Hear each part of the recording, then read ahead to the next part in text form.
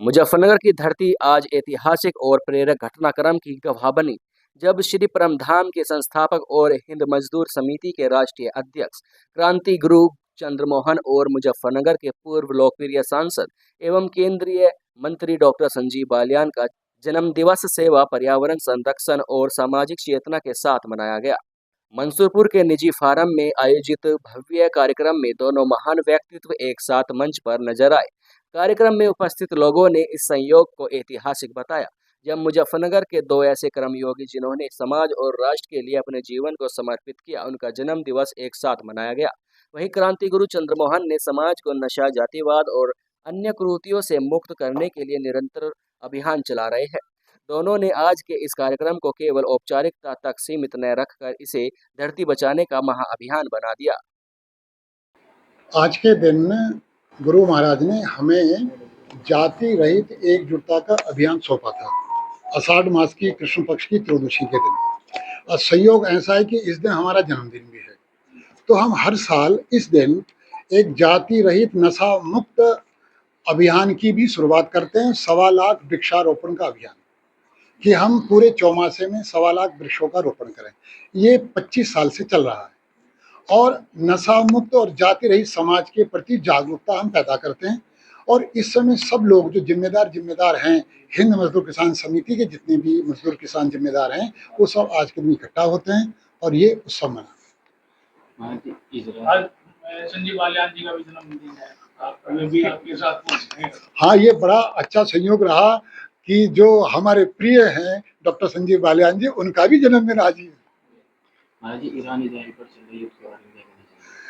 ये एक राजनीतिक विश्व की कूटनीति चाल है। ये पूरी तरह से इजराइल वो देश है जिसमें यहूदी रहते हैं, उनकी जनसंख्या 1 करोड़ है। उन पे जितना अत्याचार हुआ है पश्चिम में, उतना अत्याचार किसी भी समुदाय पे नहीं हुआ जितना यहूदियों पे हुआ है। यहूदियों को पहले हिटलर ने कत्लेआम किया, उनका कम से कम लगभग सुना होगा 60 लाख।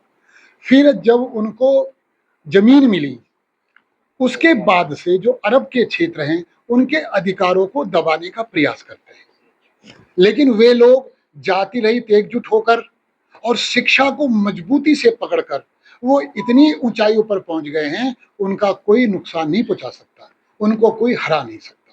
और यही हम आशा करते हैं कि हिंदुस्तान में भी एक शिक्षा को मजबूती से पकड़ें, जाति रहित एकजुट हों, नशे से मुक्त हों। पर इतना ही, हम तो 100 करोड़ क्या 140 करोड़ हैं हम, वो तो केवल 1 करोड़ है।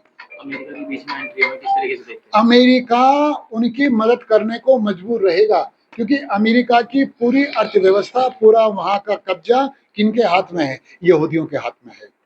चाहे वो इंस्टाग्राम हो, फेसबुक हो, यूट्यूब हो, ट्विटर हो, उनके मालिक कौन है? सारे यहूदी हैं। तो अमेरिका को अगर अपना देश चलाना है तो इजराइल का साथ उनको देना पड़ेगा। ईरान इजराइल की युद्ध के बीच से अमेरिका की एंट्री में क्या ये विश्व युद्ध को संकेत देता है? ऐसे अभी कोई उम्मीद नहीं लग रही ऐसे कि तीसरा विश्व युद्ध होगा, ऐसा उम्मीद नहीं लग रही। बस कि ईरान की तानाशाही को खत्म करने के लिए सारी योजना है।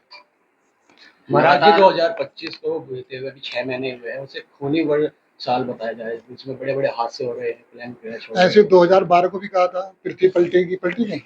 महाराज जी, आजकल पत्नियों द्वारा पतियों को मारने का मामला सामने आया है, प्रेमी के चक्कर में, क्या कहना चाहिए? ये तो आजकल ऐसा हो रहा है, धर्म से लोग हट रहे हैं, पूजा पाठ कोई करता नहीं, वास्तविक पाखंड में जम रहते हैं, पति पत्नी का संबंध पता नहीं। और हिंदुओं में तो डिवोर्स और तलाक की परिकल्पना है भी नहीं। वहाँ तो पति जो है और पत्नी का संबंध मृत्यु पर्यंत होता है, लेकिन धर्म की शिक्षा है नहीं, इसलिए ये उन्मत्त हैं। ये जल्दबाजी में विवाह हो रहे हैं, जल्दबाजी में टूट रहे हैं। ठीक है ना? मुजफ्फरनगर एक भोपाल में एक माँ द्वारा अपने 2 बच्चों को जहर देकर मार दिया गया, प्रेमी के चक्कर में। 4 साल का बेटा और 1 साल की बेटी। अभी नहीं तो अपवाद होते रहते हैं, तो जानवरपन, दरिंदगी, ये तो मानव समाज में रहती रहती है। लेकिन हमको सबसे बड़ा ये काम करना चाहिए कि हम अपने माहौल में नशा जाति मुक्त अभियान में शामिल हों। अगर हमने जीवन में एक मनुष्य को भी नशा और जाति मुक्त कर दिया, समझ लेना हमने कई हजार यज्ञ कर लिए, कई हजार यज्ञ।